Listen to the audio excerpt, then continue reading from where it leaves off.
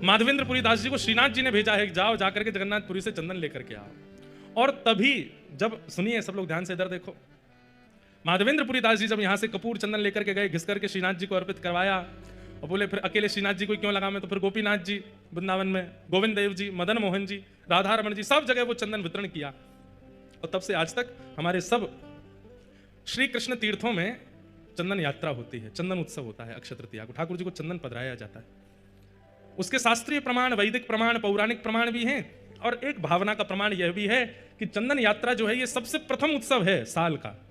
चैत्र में हमारी नए साल का प्रारंभ होता है, सबसे पहला उत्सव अक्षय तृतीया आती है। और उस अक्षय तृतीया में महाप्रभु जगन्नाथ जी अपने सारे मंदिरों में चंदन भेजते हैं, चंदन लगाते हैं अपने ही स्वरूपों को। बड़ी बड़ी भावना है। तो इस प्रकार हमारे श्रीनाथ जी और जगन्नाथ जी, वैसे सबरे ठाकुर इंटरकनेक्ट। श्री माधवेंद्रपुरी दास जी, उनका नियम है कि वो अयाचक हैं। भूख लगेगी, प्यास लगेगी, लेकिन मांगेंगे नहीं। कोई स्वयं दे जाए तो छोड़ेंगे, नहीं तो पालेंगे।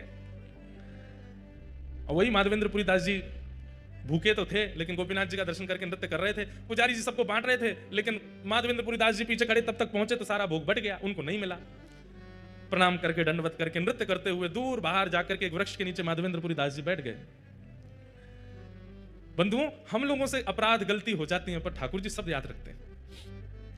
अर्धरात्रि में ही श्री गोपीनाथ जी ने दर्शन दिए, किसको? पुजारी जी को। और पुजारी जी के स्वप्न में जाकर के बोले सुनो, बोले हाँ, आज इतने सारे रसिक जन दर्शन करने के लिए आए, सबको तुमने हमारी क्षीर प्रसादी बांट दी, पर पीछे एक ब्रजमंडल के माधवेंद्रपुरी दास जी खड़े थे, उनको तुमने कुछ नहीं दिया। पुजारी जी बोले जय जय, अपराध हो गया, हमसे गलती हो गई, हमको याद नहीं रहा। अब तो कल क्षीर बनेगी, रात्रि में भोग लगेगा तब दे दूंगा। अरे बावड़े, वो 5 दिन के भूखे हैं और कल और उनको भूखा रखोगे और रात्रि में जाके क्षीर को भोग दोगे, इतनी प्रतीक्षा वो कैसे करेंगे? तो प्रभु आप ही बताओ क्या करें फिर?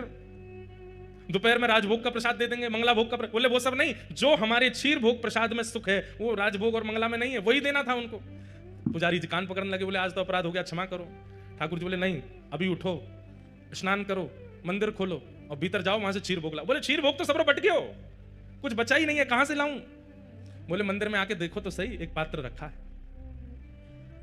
स्नान ध्यान करके मंदिर में जाकर के देखा तो महाराज वहां पर कोई पात्र दिखा नहीं। पुनः नेत्र बंद करके ठाकुर जी से कहे कहां है पात्र, आज्ञा तो करो।